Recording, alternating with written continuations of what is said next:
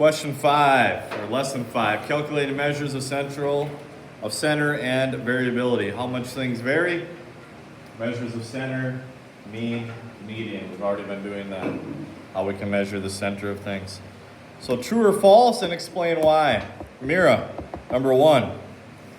The mean can be found by adding all the numbers in a data set and dividing by how many you have. True. Why? That's the formula for mean. That's how you calculate the average. Add them up, divide by how many you have. Number 2. Noah, the mean of the data and the dot plot is 4. Is that false? Because I did it and it wasn't fair. What did you get when you added them all up? Well, 2 point something, but I didn't do it fair. Then after I got 2. You didn't do it? Well, When I added them up, I got 28, there's 10 numbers. and you'd have to divide by 7 to get 4, Oh, I must have miscounted. and you have 8 numbers. I miscounted. Remember, you can't just look at the bottom here. You gotta look at where the data is. So 28 divided by 8 is not 4. That's my explanation. The median, 4, 5, 9, 1, 10 is 9. Jackson?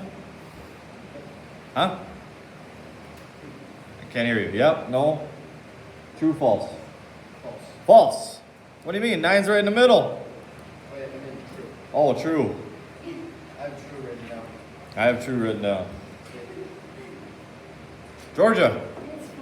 What? 9's in the middle, Georgia. You have to put the numbers in order. 1, 4, 5, 9, 10. The middle is 5. Don't fall for that one. Oldest trick in the book, Vicente. Put the numbers in order.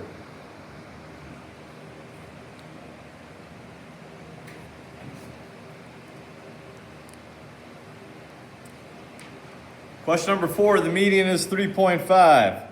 1, 2, 3, 4, 5, 6, 7, 8, 9, 10, 11, 12. So after number 6 would be in the middle. 6 numbers on left and the right. 1, 2, 3, 4, 5, 6. So what's between this point and this point? 3.5. So that is true. Between 3 and 4 is 3.5.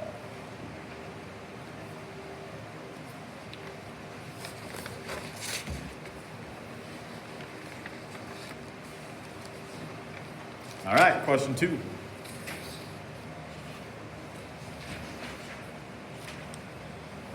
All right, looking at this one, I would like you to put those 8 numbers in order.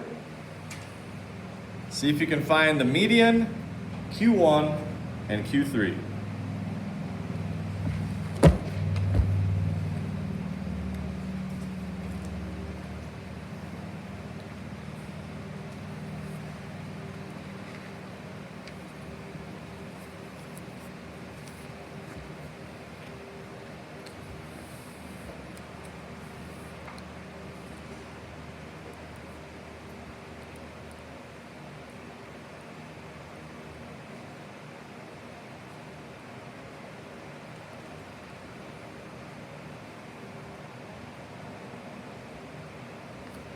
All right, what do you get for the median?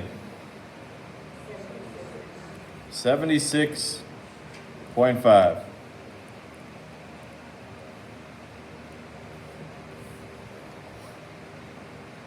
It's my median. What is my Q1? 75.5.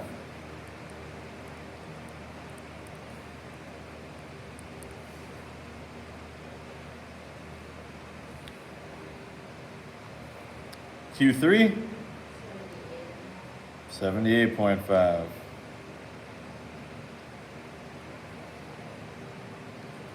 Then you have your whiskers on there as well. Now a new term. Maybe you've seen this before, maybe you haven't. Interquartile range. You heard that before?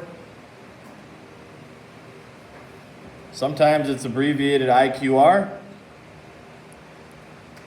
All it means is one side of the box minus the other side of the box. So Q3 minus Q1 is how you get it. So anytime you see IQR, interquartile range from one side of the box to the other. So you subtract. So what is 78.5 minus 75.5? 3. And that's beats per minute. That's what the problem is on. Heartbeats per minute. All right, question number 2. How many values are less than 75.5? 2. How many are between 75.5 and 76.5? 2. How many are between 76.5 and 78.5? 2. How many are bigger than Q3? So you can see how nicely a box plot distributes the data. Cut it into 4s. 2 points, 2 points, 2 points, 2 points in each side of those lines and dots. Question 3. Timothy, would you read that one, please? So, a pod of dolphins contains 800 dolphins of various stages in length. The median length of dolphins in the pod is 5.8 feet. What information is studied on the length of dolphins in the pod? All right, the median length is 5.8. So what does that tell you about the dolphins? What's that? Is the average? Well, this is the middle. You're on the right track. Say that again? Yeah, you're both kind of combining those two. So if there's 800 dolphins, how many of them are 5.8 feet and bigger? If it's in the middle, half. So I know half the dolphins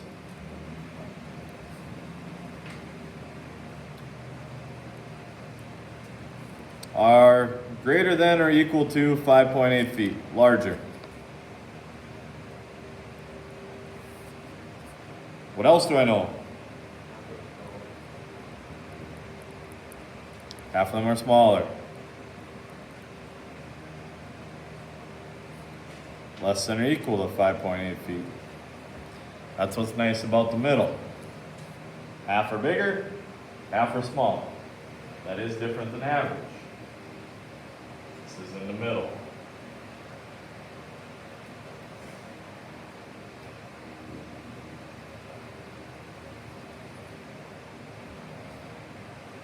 Question 4. Braylon, would you read that one, please? The same vocabulary test with 50 questions given to 600 students from 50% grade and the number of correct responses conducted for each student in this grade. The Quartile. range is 40 correct responses. What information was this study about the number of correct responses for students taking this test? Okay. So the IQR is 40. Okay, and this is out of 50 questions. So just a rough draft of what this would look like. These two things are 40 apart. And then you'll have your whiskers on here as well.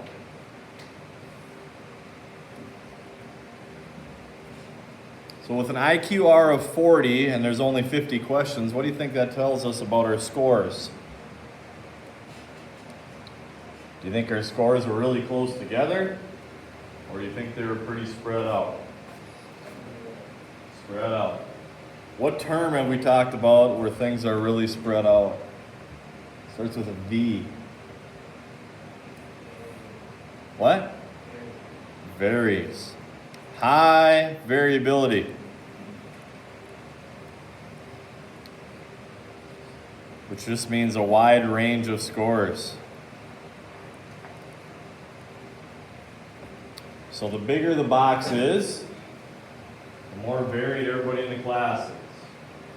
Box is close together, everybody's more grouped together, everybody got the same score.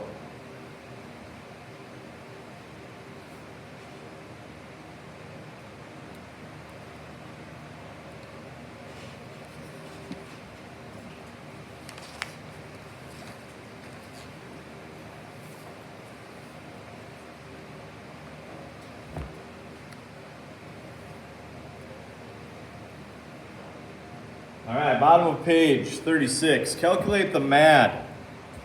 MAD stands for mean absolute deviation. That's what MAD stands for. Mean absolute deviation. That means how far apart is all my data from the average. Okay, another term, another number that's going to determine how spread out or how varied my numbers are. Okay, small MAD, everything's pretty close together. Large MAD, things are pretty spread out, if you want to jot that down. Small MAD, things are grouped together. Large MAD, things are spread out. Okay, so we're going to look at the same data that we just did for the heartbeats.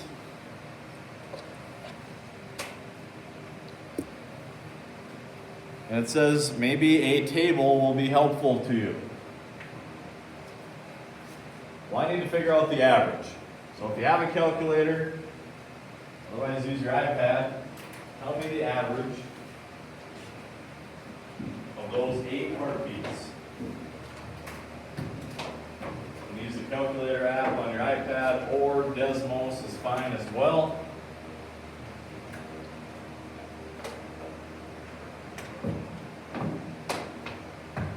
Shortly, we'll be figuring out how to show these things on a spreadsheet as well for another option for you. Microsoft Excel or iPad has their own version called Numbers.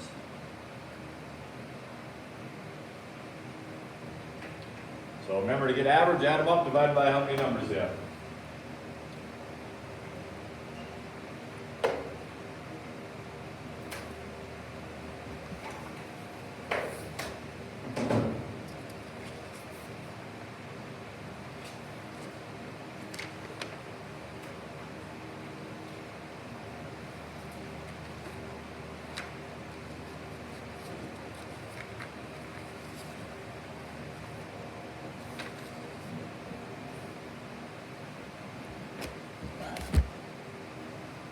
Anybody got it? Go ahead, Jackson. 76.75. 76.75. Anybody confirm? All right. Think that's average for all numbers or just the top one? Yeah, so that one's done.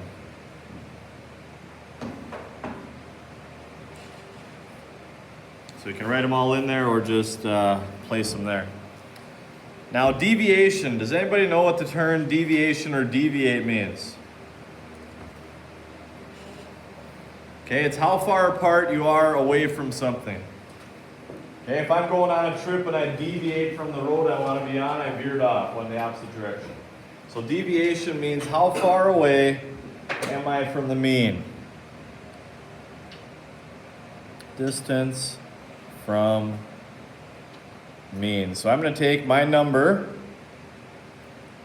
minus my mean. So I'm just going to write down the formulas. The number minus the mean. The number minus the mean. The number minus the mean. The number minus the mean. The number minus the mean.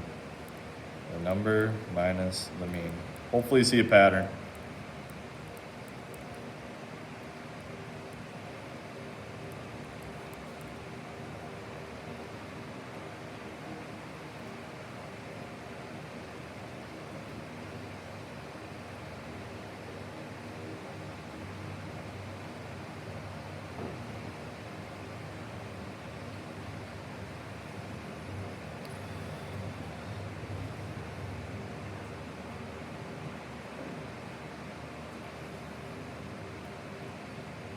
All right, we are talking distance. So we're actually going to give the answer. And they have these little absolute value bars. That's where the term absolute comes in. Absolute value, it will always be positive. So no matter what you get, the talking distance, we're going to make them positive. So how far apart is 72 and 76.75? Answer given as a positive. 4.75. Next one. Next one.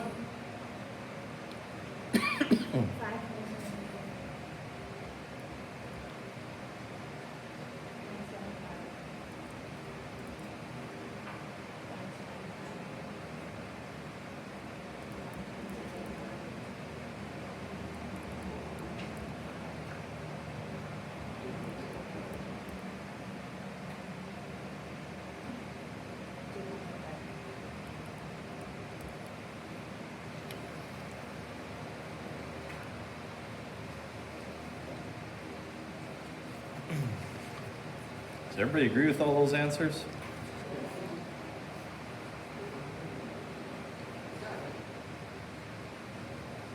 Because I got a different answer for this one,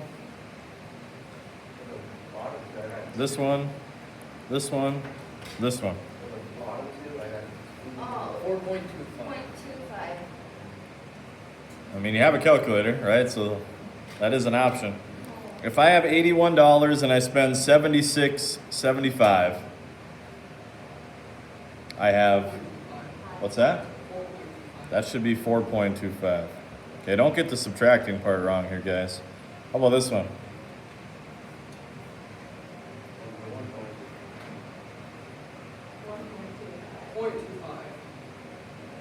1.25 or 0.25? You have $77, you spend 76.25. Sorry. Next one?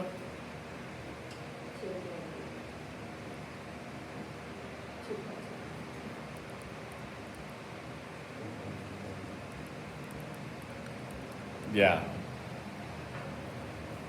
Now always consider it money. And if you had trouble with that, please just use a calculator. Help you subtract those. That is an option. Don't get those wrong. All right. Now, to get mad, I have to average these numbers.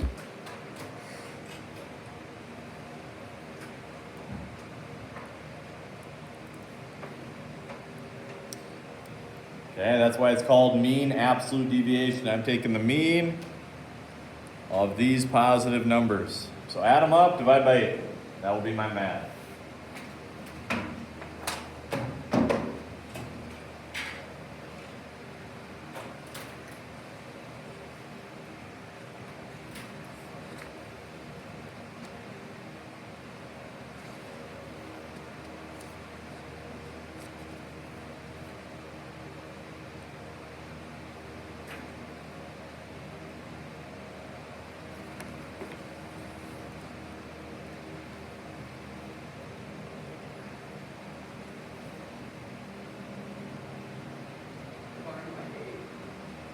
Yeah, you got 8 numbers, yep. Yeah. Oop.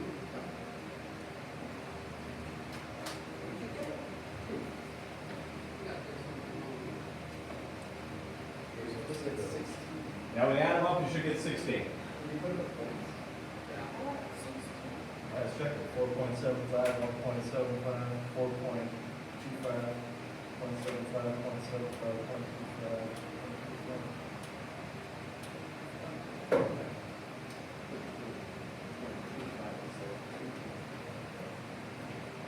Should it be 16?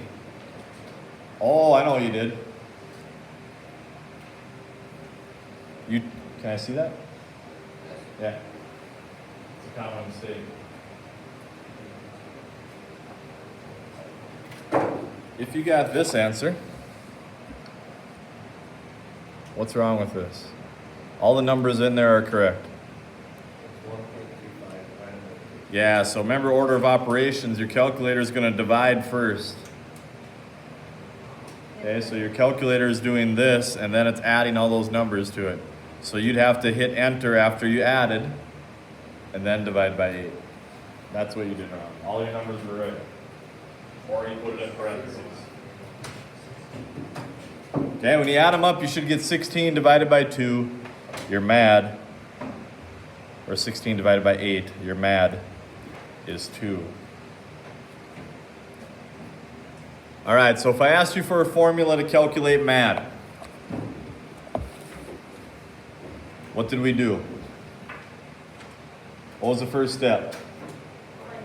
Mean.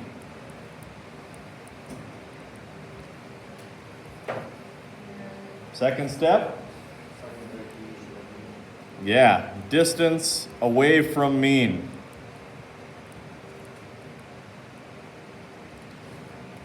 Data minus mean. 3, made them all positive. 4, average them.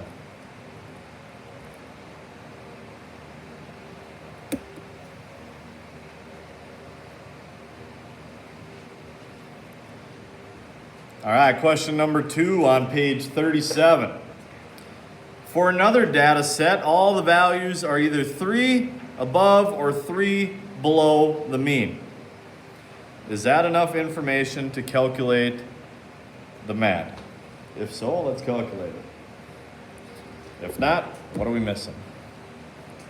Okay, so now I told you how to calculate MAD. This one says all data are either 3 above or 3 below the mean. Could you calculate the MAD? Connor? Why?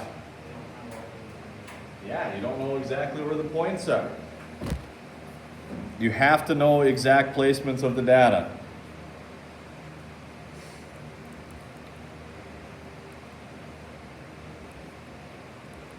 Got to know the exact data points. Can't say, well, some are above, some are below, good luck.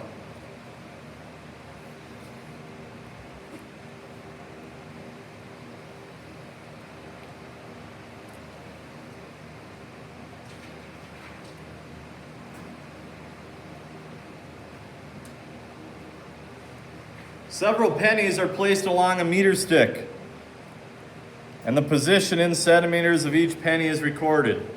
The mean position is the 50 centimeter mark. The MAD is 10. What information does this tell you about the position of the pennies along the meter stick?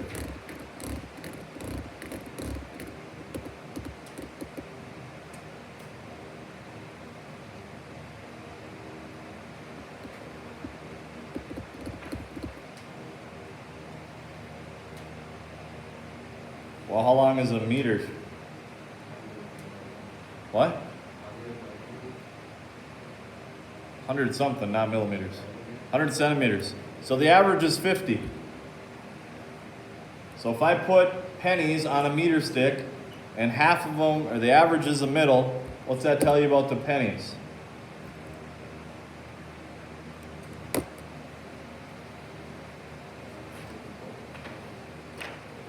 We'll have a meter stick up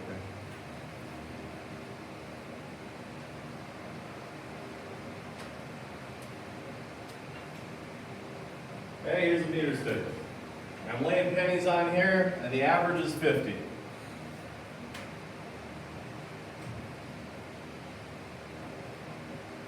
So where do you think the pennies start? Where do you think they end? Yeah, and do you think they're pretty evenly spaced out? If the average is directly in the middle?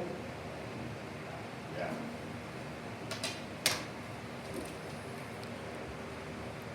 Pennies are evenly spaced because the average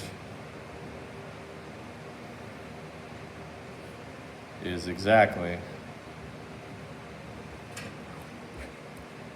50. Right in the middle.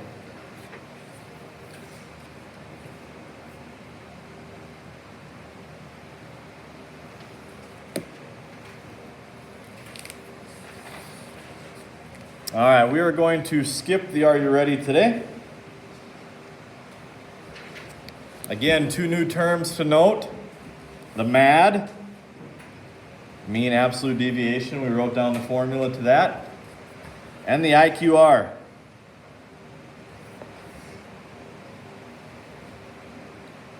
Okay, and the IQR. Bigger the number, for both of them, more spread out your data is, more variability.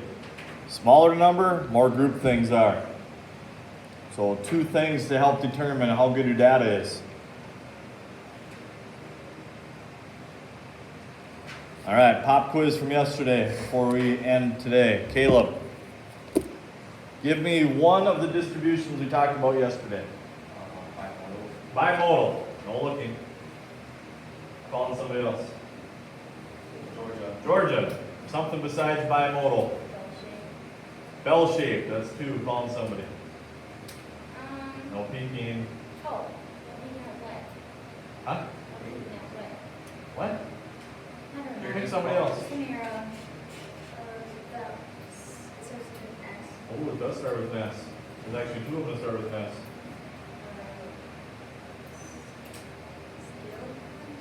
Scaled? Close. Skewed. Skewed. All right, that's 3. Calling somebody else. So we got bimodal, bell-shaped, skewed. 2 left. Symmetric. 1 more. What are we calling that? Uniform. Very good. Very good. Some of you get pretty nervous about that. Just relax. Relax. Don't be so nervous. Okay, turn to page 39. Homework for the day is page 39 and 40. Remember, if it says interpret or explain, you need to do so. Interpret or explain, make sure you do so. And you have the rest of the hour to work on that.